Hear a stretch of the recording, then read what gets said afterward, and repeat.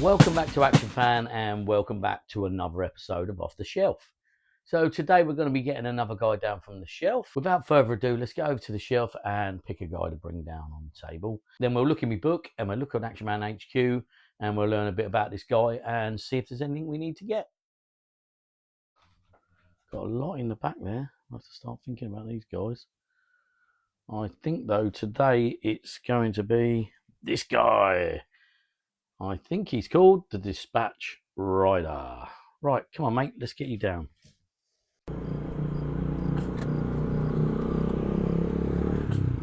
There he is in all his glory. Right, let's get my book out and have a look for this guy. Right, okay, I've found him in the book. Give you a quick look. Fantastic picture. Once again, this book does add some bits and pieces for artistic license, so you cannot 100% trust the pictures, but the text seems fine. Right, so let's have a little read about this. Now, incidentally, this is one I had as a kid. I had the Cherry motorbike and sidecar. I'll put a picture of that up. I had that, and I did have this guy. Now, I'm not 100% sure about the uniform this guy is wearing underneath this waistcoat. I'm not sure if it's the right uniform. It's got the right badge on it. It just looks a little bit different to me. Maybe the uniform's a little bit UV damaged, a little bit more orange than it was when I was a kid, and a little bit more orange than in the picture. But anyway, we'll crack on and see if we can identify it. If you know if this is the right uniform or not, please let me know in the comments. Now I'm going to read about the Dispatch Rider. Quite a bit here to read, and the text is very small, so of course we are don the bins. Right, okay, this is the Dispatch Rider, and he came on a quartermaster card, I believe. So along with this guy came crash helmet, goggles, leather jerkin, battle dress jacket and trousers, gauntlets, belt, and riding boots. And it looks like I've also dressed him up with a belt and a pistol, which I presume he would have, I'm not sure. But this guy's missing his goggles. Right, in this helmet, there's holes for the strap. There's another hole there for the visor. So did they use just the original helicopter pilot helmet and not bother blocking the holes off? The one with the green visor? Or was there a visor on this? Now, looking at my book, it doesn't seem there was, so I think I'm right. I've got a feeling they just used the helicopter pilot. Let's have a read about the jerkin. Now, the set is another World War II era uniform. The long leather waistcoat was originally introduced by the British during World War I. The Action Man piece shown here is made of 3 pieces of fabric and has 3 metal button poppers. And the texture of the fabric is like a faux suede, a very fine faux suede. Battle dress and breeches. This set also heralded the next issue of battle dress for the British soldier. Cut to the same pattern as the first Soldiers of the Century set. The tunic is made of thinner material in a richer shade of brown. Although there is the same cross sword unit flash on the left arm, there are no rank chevrons or medal ribbons. The breeches are a new design, cut to a wide thigh jodhpur pattern. It's a bit like the Germans had. I do believe one of the German office suits. Also featured in the set are a black pair of riding boots. Now they just look like jack boots to me. They just look like German jack boots. And a plain green helmet with a simple black polyurethane strap fastening in the lower set of 4 holes. Also, these pieces are from patterns used in previous sets. So it sounds like I was right. It obviously makes a lot more sense financially. They don't have to make a new pattern just with the holes blocked off. I believe my strap was a remake from someone like Van Man or something, I believe. Which is great that these people remake them things, because it would be quite difficult to source them otherwise. The boots are duller than the original Soldiers of the Century counterpart and have odd-sized mould numbers on the heels. A small one on the left boot and a larger 2 on the right. Right, so let's have a look at the heels. Now mine are in a pretty bad state, and I don't think These are probably the originals. These are really quite deformed. That's probably why he doesn't like to stand up. So maybe we might source another pair of them at a later date. But I can't see them anywhere. No, like I said, my left boot is really deformed on this one. I don't know if you can see that on camera. So I'm going to endeavour to find him another pair of boots. Now, just so you can see, I have given him a pistol and a water bottle. I don't think that is beyond what he might carry. I'm sure he'd want a pistol, and I'm sure he'd want a drink on the way.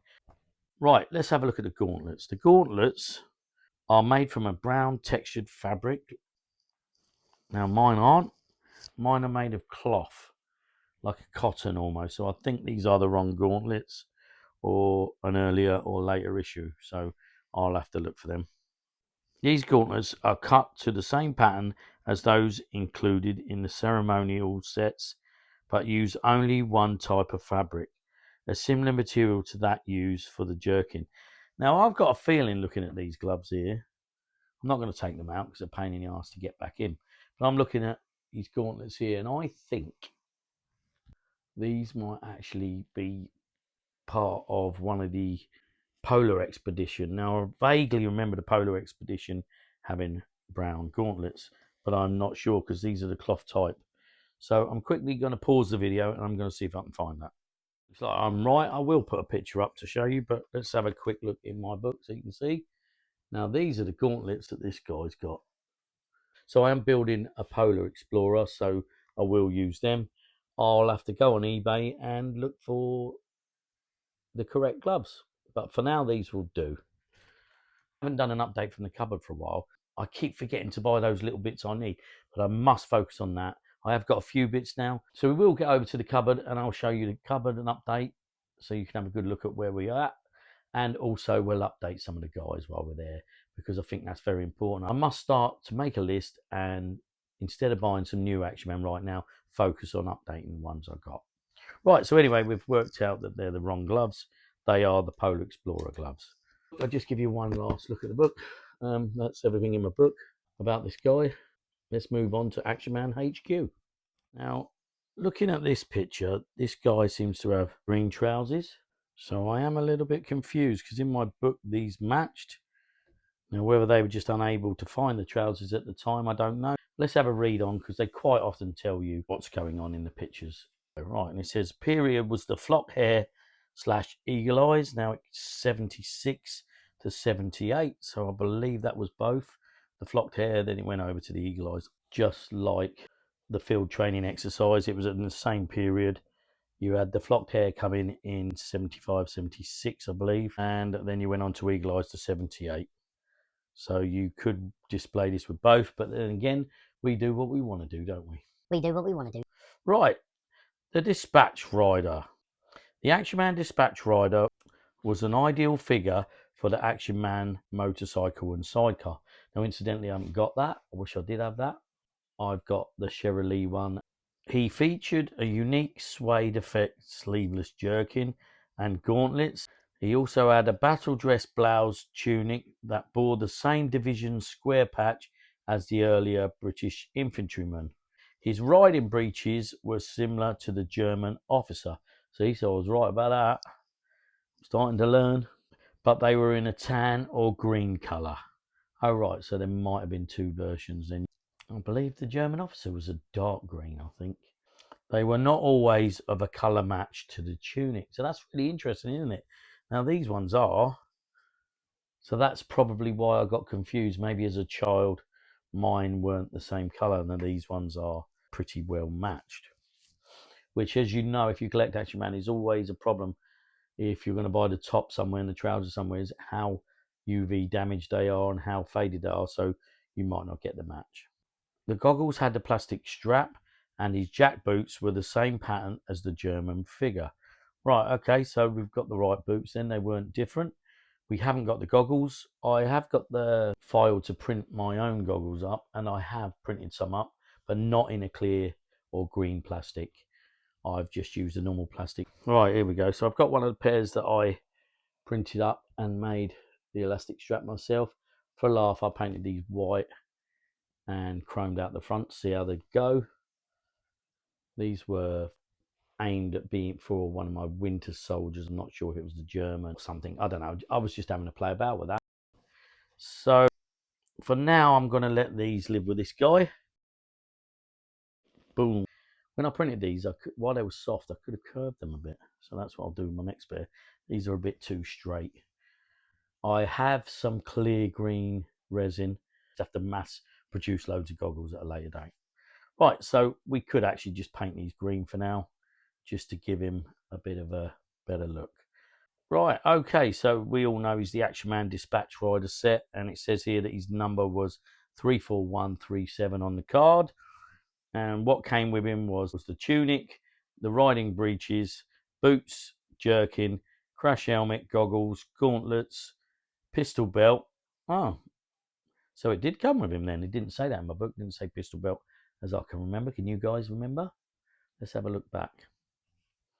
So a 45 pistol belt and holster, information leaflet and equipment manual. Some notes about this uniform. The Action Man Dispatch Rider jerkin was unique to this figure and featured chrome domed poppers. The fabric by 1976 was becoming appreciably lighter weight. As can be seen by the belt and the tunic, they were both a lighter weight fabric. The gauntlets are a poor fit for the gripping hands. We all know that. There's no point putting them on. Or if you do, it's a real old struggle to get them on. And the helmet does not fit very well over the pips on either side of the goggles. Now, obviously, this file that I printed up was the elastic type, which is a lot better because it's easier to fit them with elastic. So the later ones came with the pips on the side. I'll put a picture of that up. And the helmet didn't fit over them. And I vaguely remember that as a child. Didn't very often put the goggles on. The helmet had a sponge pad inside the helmet to help it fit better. And quite often it made the helmet sit up quite high, as I remember as a kid. The belt with this set would have benefited from an adjustable slider. So the later belts didn't have adjustable sliders, as we saw in the field training exercise. The separate available Action Man motorcycle combination was an ideal vehicle for this unique set. So I must get one of them. Well, let's have a look at that actually. Let's have a quick look at that. Right, so I'll put some pictures up for you, but there it is there. So if you can just make that out on there. There's the motorbike and sidecar. I've got the Sherry Lee one, and I think I've got another one up there, but obviously it's not this one, the one with a more pointed front. The belt with this set would have benefited from an adjustable slider like those of the 1960s. The one with this set was a fixed belt.